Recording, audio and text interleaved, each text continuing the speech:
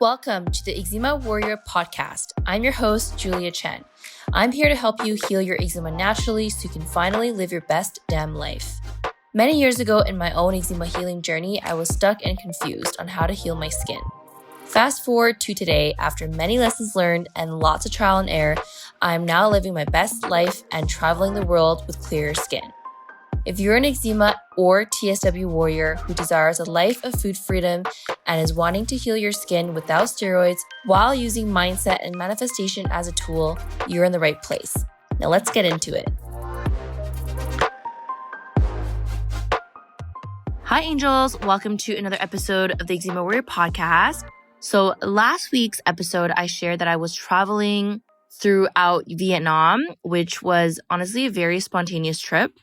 I feel like I say that for every trip, but I honestly was planning to not go anywhere since arriving to Chiang Mai, Thailand. As you guys may have heard, I've been pretty tired of moving places every month, so I wasn't planning on flying anywhere. However, one of my friends back in Vancouver was traveling in Vietnam, and since Vietnam is literally a few hour flight from Chiang Mai, and I haven't seen him in a long time since I left Vancouver back in April, I was like, okay, I have to go hang out with him. We always have a great time. So I said, why not? Let me just fly over to Vietnam and hang out with him for a week. And his friend also came along with him as well. So it was a really short trip. I wish I stayed longer. So what we did in Vietnam was basically just eat a lot of really good local food. I don't know if you guys know, but my favorite type of cuisine is Vietnamese food. And so being in the village, where we were staying at, because our friend's family lives in the village, we basically experienced the life of living like a local. So we literally woke up to roosters in the morning, and we went to the seafood market nearby and got fresh seafood and brought it back to our place and cooked the seafood over charcoal, and we ate eggs from their chickens as well. It was just such a wholesome experience living in the village. And it really humbles you as well, because I feel when you're someone who lives in the city life and you get instant gratification when it comes to really good food, and you have technology and you have Wi-Fi all the time, it's you almost kind of forget that, life used to be so simple without access to everything back then. I'm not saying I didn't have access to internet or Wi-Fi or things like that in this village, but it really disconnected me a lot because, I was spending time with the family and spending time with friends. So that was really nice. I really enjoyed the food. And then after we spent time in the village, we had another day in Ho Chi Minh City, which is a really popular city in Vietnam. We walked around, we ate more food. This entire trip, we literally just ate 5 meals a day, it felt because my friends are really big foodies and they love to try new food. I'm also like that as well. So they wanted to make the best of the trip. So we literally ate we would eat at one restaurant, digest for an hour, and then go to a next restaurant, digest for an hour or two, maybe do some touristy stuff, walk around, and then go to our next place to eat more food. So that was a lot of fun. And also in Asia, the portions in general aren't huge compared to North America. So even though we're eating 5-6 times at different restaurants, we're not eating too much. But definitely by the end of the night, we're always pretty full. But so worth it. Highly recommend going to Vietnam. If you like street food, it's the spot. And yeah, now I am back in Chiang Mai. I got back a couple days ago when this podcast episode is being recorded. And we are buckling down again now that we are almost at the end of the year, which is freaking insane how fast this year has gone by. But I'm excited for the rest of the year, even though there's 2 weeks left. I'm going to be working on a Christmas little gift for some of you who's interested in working with me as a private client. We're opening up some spots for private coaching for January start. And if you apply for coaching, by the way, anytime between now until the end of the year, which is December 31st, then I'm going to personally send you a Christmas gift for those of you who do apply and book a call and join one-on-one coaching. So if you want to save your spot for one-on-one coaching for January start, then I highly, highly recommend you to click the link at the show notes below, apply for coaching, and we'll get on a free call together and chat about whether or not you'd be a great fit. Usually those who apply for one-on-one coaching are basically ready to join. So if you're someone who is like ready to invest, you're ready to see a change in your skin healing, you want unlimited support by me, then one-on-one coaching is going to be for you. And you get a lovely Christmas gift for applying. So definitely check that out. So yeah, besides the fact that there's a Christmas bonus coming up fairly soon, we are also focusing on making some changes to Clear Eczema. So Clear Eczema is something that you get access to as a one-on-one client, but also as a group client. And it's time for an update, and it's time for updating or adding new modules into the program. So for the rest of December and January, I'm going to be spending a lot of time making CYE bigger and better.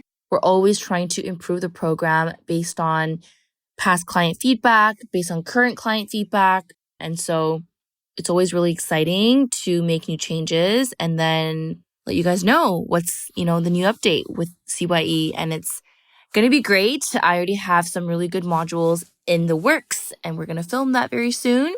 Okay, what else is new? So besides updating CYE Christmas bonus coming up, in January, I'm actually planning on hosting a brand new masterclass.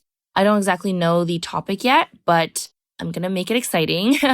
And yeah, I'm going to be launching that sometime in January, probably right after the new year.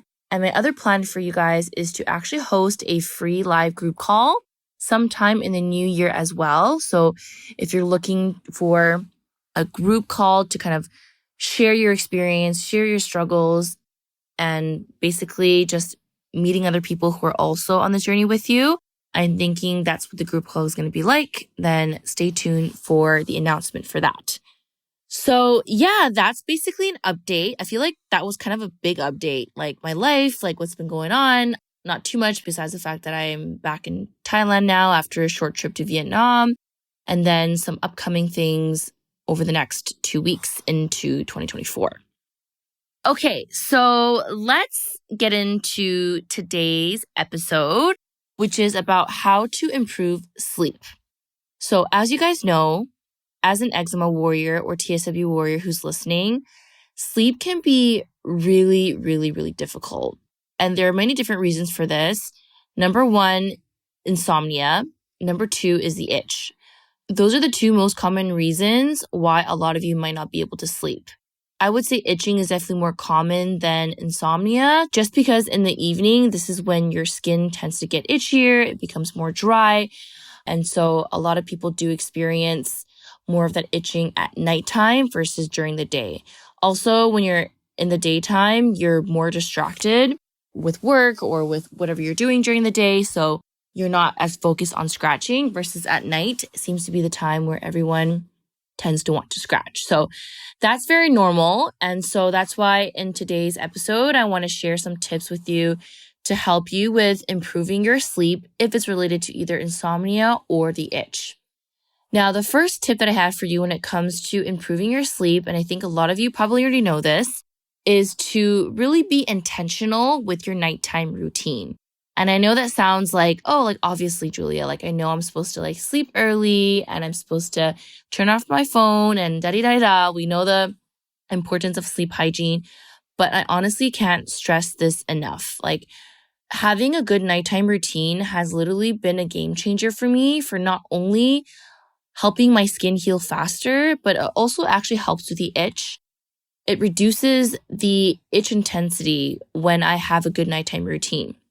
Now, this all comes down to what your nighttime routine actually looks like. So for example, an ideal nighttime routine to help with the itch may include breathwork, because breathwork has been shown to help with calming the nervous system down and helping to reduce stress and anxiety. And so for those of you who experience more stress, you're more anxious before bed, or generally you're someone who has a lot of overthinking, for example, those things can cause histamine levels to increase because you're more You're releasing more cortisol when you're stressed, and that's when you're going to be more itchy. So using breath work as a way to regulate your nervous system at nighttime can definitely help with the itch. So with your nighttime routine, you can incorporate 5 minutes of breath work. And then on top of that, if you want to take it up a notch, I would even suggest adding in some journaling or meditation. It doesn't have to be long. It could literally be 5-minute breath work, 5-minute meditation, and 5-minute journaling. And that's a total of 15 minutes, which is perfect for a nighttime routine. So if you need help with ideas about what to journal about, then make sure you check out episode 14, all about how to journal. So breathwork, meditation, and journaling is going to be a really great thing to add into your routine at nighttime. And that's definitely going to help you with sleep. The other thing that I would suggest too in your nighttime routine, along with journaling, meditation, and breathwork, is do a bath time ritual. Go take a nice bath before you go to bed. If you guys have heard me talk about Dead Sea salts, that's a great way to help with releasing stress because the minerals are really good for stress. Not only this, Dead Sea salts are really helpful for wound healing and skin healing, as well as reducing inflammation. So you get all the benefits with the skin as well. And it also helps with relaxing you as well. So that could be something to add into your nighttime routine. I think the problem with a lot of us is that, we work throughout the day, we're doing all these things, we're making breakfast, lunch, and dinner, we're working 8 hours, and then we jump straight into bed, right? We don't actually have a routine. Or if you don't jump in straight into bed, maybe you watch Netflix or watch TV up until you go to bed, right? So you're getting that blue light, which is not going to be good for you, and it's not going to be helpful for your sleep as well. So having a good nighttime routine, even if it's just 15 minutes, is really going to be helpful for your sleep. It's going to be good for your circadian rhythm, which helps with sleep, and as well as, relieving the itch, especially if you're using breath work, you're using Dead Sea salt baths, which can be helpful for the skin. You're going to definitely notice a difference in your sleep quality when you have a good, consistent nighttime routine versus jumping straight into bed after watching a show on Netflix, for example. Now, of course, sometimes you have a good nighttime routine and you still struggle with sleep, and that's going to be normal because, sometimes when your stress levels are high, even if you have a good nighttime routine, you might not be able to sleep well. So just remember that even though you are consistent with your nighttime routine, you might not always be able to fall asleep. But the key here is to try and be as consistent as possible, because the more consistent you are, then the easier it is that your body gets used to it. And then you're eventually going to get to a point where you can sleep much better. Now, let's say you have a good nighttime routine and it's not enough. That can also be common as well. And this is where supplements may be helpful. And the reason why I say may be helpful is because you guys know when it comes to supplements, it's meant to support you, but it's not meant to replace anything. So I never want you to use a supplement to replace your nighttime routine. If anything, I want it to be supplementary to your nighttime routine. So some supplements that can be helpful for sleep, before I recommend these supplements, just make sure that you always check with your own practitioner for the right dosage and for the right supplement selected for you. But some of my favorite sleep support supplements include magnesium. Magnesium is a relaxation mineral that has been shown to be very helpful to help with sleep. So you can take some magnesium at night before bed. There's different versions of magnesium actually. Magnesium citrate is the one that is good for those of you who are prone to constipation. So you can consider that form. Otherwise, there's magnesium glycinate, which is more absorbable. That can also be an option for you. If you're someone who doesn't experience constipation, you might want to go with the glycinate version. Now, magnesium comes in different forms. There's powder, there's liquid, there's capsule. I usually prefer the powder version just because you can control the amount of magnesium you put into water before you drink it versus in a capsule, usually it's one dosage.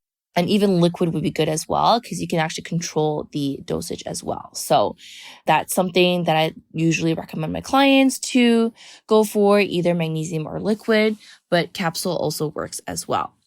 The other supplement I actually like for sleep is ashwagandha. So ashwagandha is actually a adaptogen. It's an herb that's actually very good for both sleep and energy levels, believe it or not. So if you take ashwagandha in the day, it could be helpful for sleep.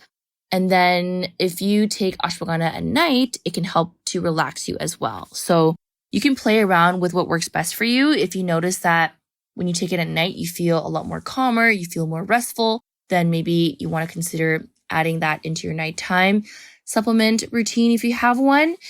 Otherwise, if you feel that it doesn't really do much for you and you actually find it better when you take it in the day for energy levels, then you can take it in the day as well. So ashwagandha is one of my favorite herbs. Not only is it helpful for energy and sleep, it's actually really great for stress.